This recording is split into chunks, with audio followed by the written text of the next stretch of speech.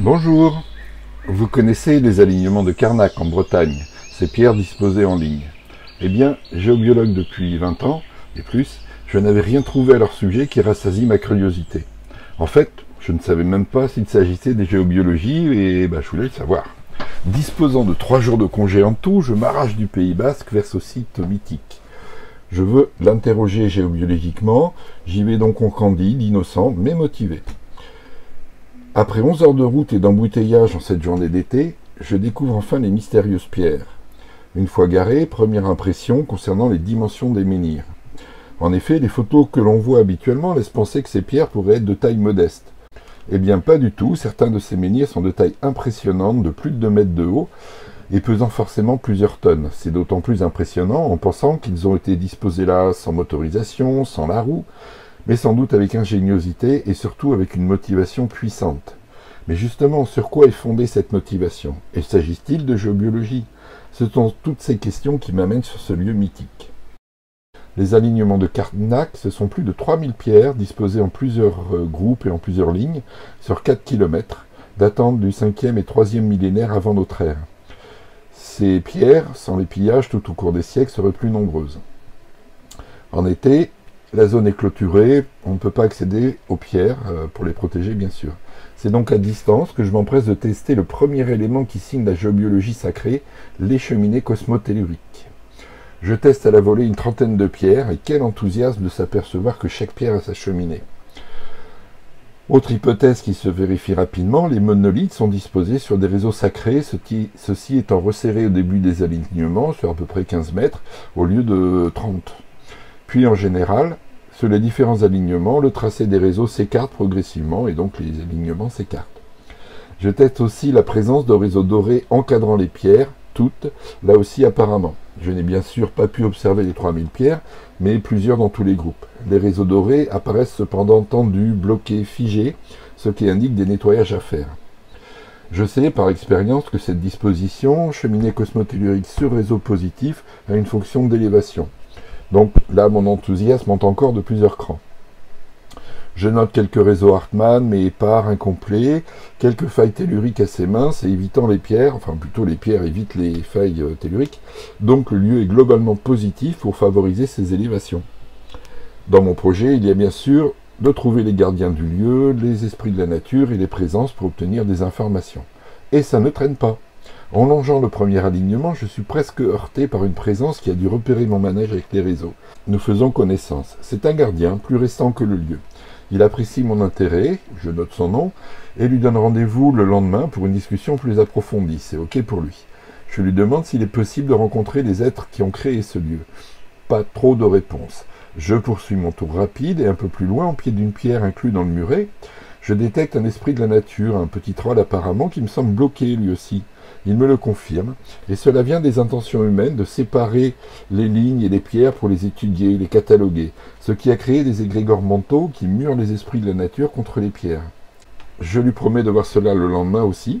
Pour l'instant, à 21 h, je ne sais même pas où je vais dormir, je suis affamé, fatigué. Je retourne vers la voiture, et il me semble que le même gardien se remet en travers de mon chemin et attire mon attention vers ma droite, au-dessus des alignements. Là, je perçois des présences plus claires, lumineuses. Je salue. Une présence s'approche avec une énergie délicate. Nous faisons connaissance. Elle fait partie des âmes ayant fondé le lieu et semble très élevée. Je lui demande son nom, que je reçois, et ça vibre très haut. Sur la dernière syllabe, j'ai l'impression que des éclairs de lumière s'émanent de lui. Je le surnomme celui qui fait danser les éclairs, ce qui semble l'amuser. Par contre, je n'ai hélas pas son accord pour vous faire connaître son nom, ce que je vais respecter. J'ai déjà donné des noms dans une autre vidéo, mais là, ce sera à vous d'aller à sa rencontre sur le lieu. Nous prenons rendez-vous pour le lendemain. En attendant, ça commence bien. Et une autre bonne nouvelle arrive. Suite à des vidéos précédentes, j'ai été contacté par un collègue, Michel Pelletier, magnétiseur géobiologue à Saint-Herblon, près de Rennes. Il m'avait impressionné au téléphone et je l'avais avisé, en partant le matin, que je me dirigeais vers Carnac. Il m'annonce son arrivée le lendemain. Nous allons pouvoir travailler à deux, ce que je préfère toujours, histoire de se confirmer nos perceptions et éviter de s'égarer par le mental. Pour travailler sur l'invisible, mieux vaut un surcroît de rigueur, non? Le lendemain matin est consacré au renseignement archéologique, pour connaître un peu mieux le lieu. L'archéologie permet de cadrer nos observations. L'idéal serait que la réciprocité existe, on peut espérer que cela arrive un jour. Visite à la maison des mégalithes qui jouxte les alignements. Il est confirmé qu'il ne s'agit pas de tombes, qu'il n'y a pas de traces d'incinération de corps autour des aliments. Par contre, pas de datation au carbone 14 non plus, c'est dommage. Mais le site est antérieur à la présence des fameux Celtes. La personne me dit même, non, il n'y a pas eu de druides montés sur des dolmens qui cueillent du gui. Voilà. Alors, vous l'avez compris, faute de temps, je ne pourrais pas faire une cartographie exhaustive géobiologique de tous les alignements. D'où le titre de cette vidéo de pérégrination. Voici cependant ce que j'ai pu constater des dispositions générales de ces pierres, qui ne sont pas des menhirs. Les menhirs sont des sortes d'aiguilles d'acupuncture faites pour neutraliser des zones négatives. Là, les pierres sont énergétisées différemment pour d'autres fonctions. D'abord, l'alignement se fait sur un réseau sacré. Puis les réseaux dorés, voir ma vidéo si vous ne connaissez pas, sont resserrés par-dessus les sacrés, ce qui neutralise les réseaux gardiens plus petits, ne laissant que les réseaux temples, là aussi voir ma vidéo, qui bloquent la cheminée cosmotellurique de la pierre. Pour une funéraille, c'est cette dernière qui, la cérémonie ayant cours, va monter et entraîner l'âme. Bref, même fonctionnement qu'un cromlech. En fin de matinée, Michel arrive, nous faisons connaissance. Et je constate avec plaisir qu'il a de l'expérience, et donc que pour lui aussi, les certitudes sont un excellent moyen de se tromper. Donc nous allons pouvoir mettre nos méthodes de travail respectives en mode collaboration. Et ça ne tarde pas. Nous arrivons près des pierres et les présences se manifestent, nous les sentons tous les deux. Elles nous indiquent un endroit à partir duquel nous pourrons travailler sur toute la zone. Effectivement, nous y trouvons un carré magique, au carré Saturne, c'est-à-dire un resserrement des réseaux dorés en 9 cases, ainsi que le resserrement des réseaux Hartmann, qu'on trouve d'habitude devant les églises et les cathédrales. Et là, en se mettant sur ces réseaux, sur ces carrés magiques, nous allons avoir l'impression de descendre profondément dans la Terre jusqu'à être sous l'océan qui est proche. Ou au contraire, de monter très haut jusqu'au contact avec le ciel étoilé, au-delà de notre constellation. C'est très impressionnant. Il se trouve plusieurs de ces carrés au début des alignements et d'autres répartis tout au long de ceux-ci. Avec les présences, dont le nombre augmente, nous procédons à divers nettoyages de mémoires anciennes, de magie noire, de montée d'âme, etc. Les cheminées cosmotelluriques avaient tout un rythme de montée et descente différent. Je demande aux présences s'il ne serait pas mieux qu'elles soient au même rythme, qu'elles soient synchronisées. Réponse, oui. Et ça ne va prendre que 3 ou 4 minutes pour que toutes les pierres soient animées au même rythme. Le niveau d'énergie est alors puissantissime, on a l'impression que le pouls de la Terre se manifeste.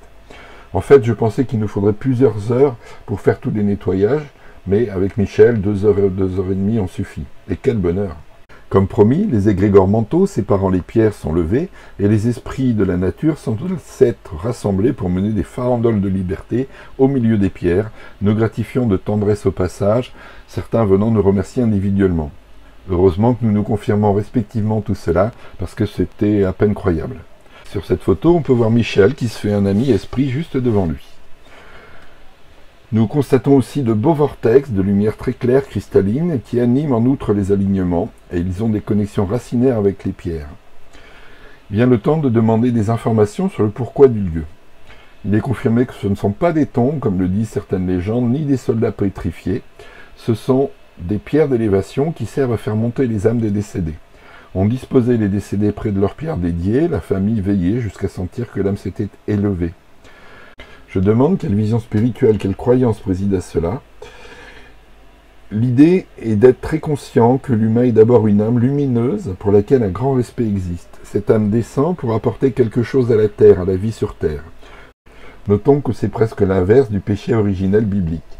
C'est pourquoi, à la fin de la vie de l'humain, la pierre, qui va lui donner son élévation, sera elle aussi un outil de bienfait pour la terre. Le respect est tel qu'il y aura une pierre par personne ou par famille, ce n'est pas net, alors qu'il serait possible qu'elle serve plusieurs fois. Tout cela est très beau. Bien sûr, toutes ces affirmations sont celles reçues, ce sont des grandes lignes, il y aurait sans doute des détails à connaître. Il serait aussi possible que les pierres soient familiales, basées d'abord sur la femme, puis le mari et les enfants. Ce n'est pas nettement confirmé par les présences, mais peut-être qu'il y a eu un premier temps où les pierres servaient pour une personne, puis après pour la famille. On peut le penser. Sachant que ces alignements constituent maintenant un puissant lieu de nettoyage des énergies, rayonnant loin à la ronde, possiblement sur une moitié de l'Europe. Il y avait aussi une grande conscience d'une collaboration avec tout, et les ancêtres les esprits de la nature, le ciel, les astres, tous les éléments, la terre, l'océan. C'est profondément chamanique, profondément religieux. Il s'agissait probablement d'un âge d'or sur la terre. Le fait qu'à cette époque, ils ont pu consacrer du temps à l'édification de ces pierres amène à penser en outre qu'ils avaient des possibilités de subsistance suffisantes et que la paix régnait. Les puissants menhirs qui fondent les alignements montrent la puissance de vision des fondateurs qui avaient prévu l'espace pour le faire et anticipaient la beauté des énergies à venir.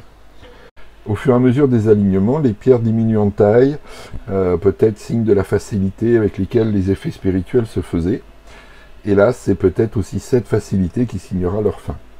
Nous testons la capacité de ces pierres à transmuter des émotions négatives personnelles. Lorsqu'on leur présente, une douce aspiration se fait pour se transformer en lumière montant vers le haut. Donc, ces pierres peuvent être des lieux de nettoyage. Certaines pierres sont effondrées au cours du temps, peut-être sous l'action des archéologues ou de pillards, et donc elles apparaissent plus faibles que d'autres. Par contre, nous repérons un groupe de monolithes qui pourrait bien constituer un lieu de guérison ou d'initiation. À voir sur une autre visite peut-être. Michel, connaissant les lieux, me fait ensuite découvrir menhir, tumulus dolménique, quadrilatère qui ne manquent pas dans la région. Pour le lendemain, nous décidons de tester la tenue de ce que nous avons fait, sachant qu'il me faut reprendre la route. Donc le matin, nous trouvons un autre carré magique au début du premier alignement, à partir duquel nous relançons l'harmonisation du lieu qui réagit très vite. Les cheminées sont restées synchronisées, c'est splendide. Les présences viennent nous souhaiter le bonjour, ainsi notamment qu'un grand lutin qui semble faire le clown pour attirer notre attention.